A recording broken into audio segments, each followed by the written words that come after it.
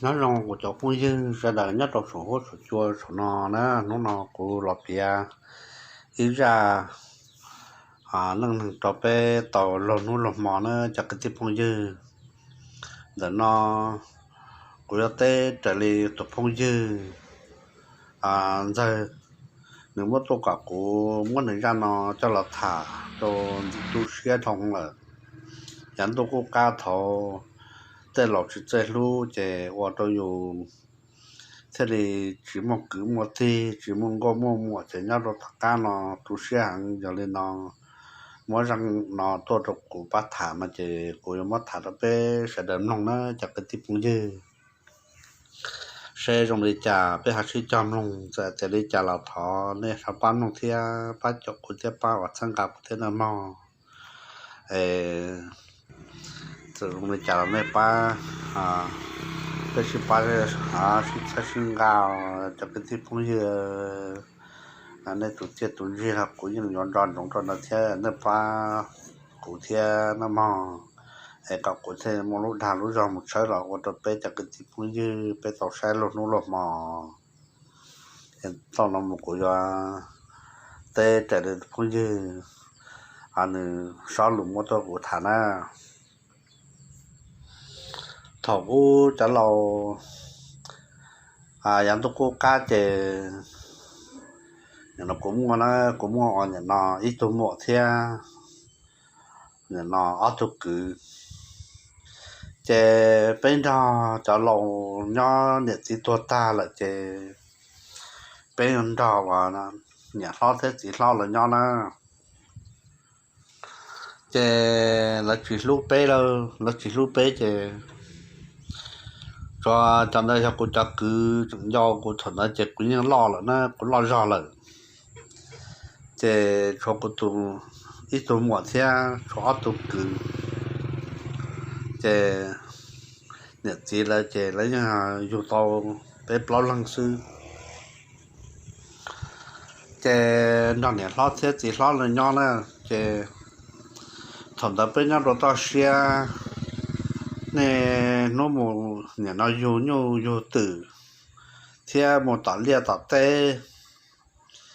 chè có một tảng lia tảng tê là chuẩn tu là cái chủ nó lót cả tôi in ra là cho hỗ trợ rồi thì phụ mẫu tôi dùng nó nè chè có giờ có giống một nó là có sẽ chẳng hỗ trợ là còn là có yếu tố là có hậu lực có chỗ hậu lực là phụ chạy được những nó nè chế qua lên tới chế chỗ của thu cứ thế của tụi mỏ nè chế là chỉ luôn nè tao này do nó chỉ bao hậu lực chế nó mới đòn tàu nhớ nói pro mò là nó mới cho cái này cắt thăng má cắt thăng là chế là cho mò đồ lột xấu nè cho lọ cháu chè cho lọ lọ tê chả đá nè lọ tê chả đá tê bát tê tê giờ nó chẳng qua thế chỉ bút mỏ chỗ nó nè chè ô lên đó chè giờ nó chỉ qua chè nó sẽ bút mỏ chỗ nó chè tụi mỏ thế ở tụi cứ chè nè lo thế chỉ lo là mỏ chỉ lên đó nè chỉ lên đó chè cho cứ ở thuộc cứ thế tôi muốn đây là thế tua lại nè lại tua lại là tua ta lại chỉ bảo hai mặt tới trăm bát tới ở phố việt chứ bảo từ tới ở phố việt chứ nè thì con không có thả cao chỉ có cho nó lúc chỉ là cái tôi sẽ cái đó phong gì có cho lúc đó cha thủ là thì hiện sắp lại liền thì cũng mất thật là biết sẽ đến luôn tận đấy nó sẽ là sau sẽ phải đến đó nói pro mỏ là loại những món dùng nó tao bắt cái tham mặc chỉ nó rồi tí muốn khó tí là lấy những món dùng nó tao bắt cái ta thì chỉ dùng một cái gì đấy giờ nó từ một dùng từ là dùng từ chỉ trong chỉ món dùng đầu thế chứ mua màu dùng nào thế chỉ giờ lên tới rồi chẳng nên lo thế thì lo là chỉ lý hiện chỉ là chỉ là chế chấm nhọn họ tôi cứ thế tôi một thế tôi là na tôi là chế chụp của nó sư chế là chỉ lúc của nó thế của dù chế dù lo là chế lần đầu dù là dù cũ chế lần đầu chế dù kia không muốn qua hậu lửa là chế dù trong khai trong khi muốn qua xin á qua giờ nào như thế mà chẳng như chơi gì à ấy luôn năng lực chụp chụp lửa lên đó để cô thêm một thằng trong sẽ đợi tấm lòng sẽ đợi nhau cho số nó giờ mà mình nhận tụi mình nhận cho đợi nhau là sẽ đợi lúc theo để cho lý hiện trong đó mà lúc chỉ ta sẽ kinh ra chỉ mong đừng sát tàu nên chỉ mong đừng sai chúa chặt bằng ya ít khi khó là sẽ nằm mà chế mất chỉ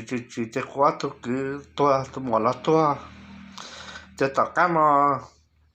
bây giờ chỉ tới chế thơ mà chế lấy gì mà cũng chế mua tới chế cuối của lúc kể mà lót sao à nè lót tới chỉ lót là lúc kể nữa chế các chị ấy chẳng ấy chắc chắn là thế chế lấy chụp máu chúng nó nè chế lấy nó dùng tàu cho nó cái non tàu là lẽ thì chụp đá nên rồi bắt lót non tàu các chị nó là chỉ mong lúc ra nói pro ta chế lấy cả dùng nói pro ta chế cả một cái hole ấy thế là tại vì ấy tàu là chỉ muốn dùng tàu cái ấy tàu nó tới tám mỏ thế tôi sẽ sắp lại cho cái phong gì thật thà sẽ kiến cho tôi sẽ được tấm lòng sẽ được chỉ tao ôn chơi sắp tới mắt tôi cho cái phong gì để sẽ kiến rồi nó chỉ lối vô chơi còn là ngắn để tới là tôi sẽ cha để cho những người chỉ kiến nó không thể lại giờ nó ấy pro mà tôi nó để tôi hậu nó cho cái phong gì nhưng đó là nó sẽ chơi khỏi dùng là mất nát ta sẽ tới bắt sát tôi dùng nó là dùng nó là nó ta là chỗ là thì nó mất đâu tôi dùng nó cái nó thế này plai chúng muốn làm chúng muốn có muốn nào giống như thế mà ý trong tôi rằng là sao là tôi mà không giờ là để chỉ bắt chưa như thế chúng muốn nè chúng muốn gì thế dù để tới nôn thảo sứ chúng muốn chỉ thoát ra là cho cái tiếp phong gì cô ấy là thả lên nó cho nên sẽ là tóm lòng ấy giờ từ mà tuôn ra nó là thả lúc thế à ấy sao ở đây cô là nó sẽ cứ tiếp phong gì vậy tên nó thì nó là chỉ lúc này rồi em chơi từ giờ lúc đó bỏ cái sắp bỏ thì từ thua là anh ấy cô thả lên nó sư cái phong gì có trả lù chỉ có mà thả lên nó sư có thả tôi sẽ chơi cô thả lên nó sư à thả nó cũng đã có là lọt có một chứ thả lên nó sư bé học sinh gì đó đấy nhớ trong sân đây à